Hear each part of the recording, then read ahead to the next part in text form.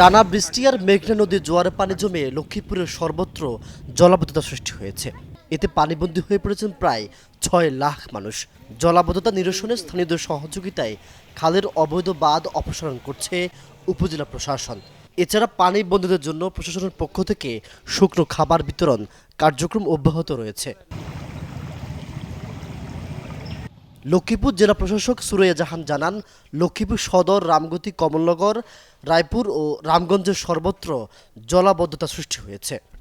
নদী ভাঙ্গা এলাকা তাঙ্গো ওইদিকে এরকম অবস্থা হয়েছে, জোয়ারে ঘর বাড়ি ভাঙ্গি সবাই এলোমেলো হয়ে গেছে, স্কুলে টুলে ভাঙ্গি গেছে, খাইতে লইতে এমন সমস্যা হয়েছে। কিছু কিছু মানুষ কি 2-3 দিনে ভাতও রাঁধতে পারে না।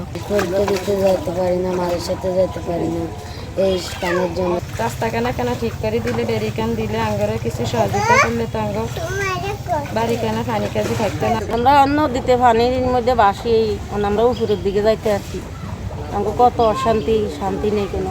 স্থানীয় মানুষজনের দাবি, নদীতে রক্ষা বাঁধ না থাকায় খুব সহজে লোকালয়ে ঢুকে পড়ে মেঘনার পানি।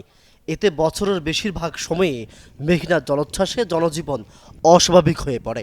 এখন যদি নদী বাঁধটা থাকতো তাহলে আর এই পানিটা আমাদেরকে ক্ষতি করতে থাকতো না। নদী বাঁধ না হওয়ার কারণে এই ক্ষতিটা আমাদের হচ্ছে। এই বেড়ি বাঁধটা যদি থাকতো তাহলে আর আমরা এত নষ্ট হইতাম না। বেড়ি বাঁধটা ভাঙেনে, তারপরে এই সব জড়িয়ে পানি সব ডুবে গেছে। আমার স্যার মানে এটা ক্যান নেয় না, যদি ক্যান নিত তাহলে এই জিনিসটা বানিয়ে আর পানি ঢুকতে হতো না। নদীর বেরির কারণে পানি ব্যাগ জোয়ার লাগে ডুবে যা, মানুষ কোনো যাইতে পারে না। জেলা প্রশাসক সুরাইয়া জাহান বলেন, জেলায় জলাবদ্ধতায় প্রায় ৬ লাখ মানুষ পানিবন্দী রয়েছেন।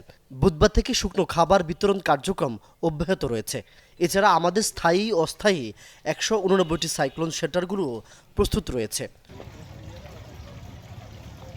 লক্ষ্মীপুর থেকে কাজল কায়েসের পাঠানো তথ্যচিত্রে ডেস্ক রিপোর্ট, কালের কণ্ঠ।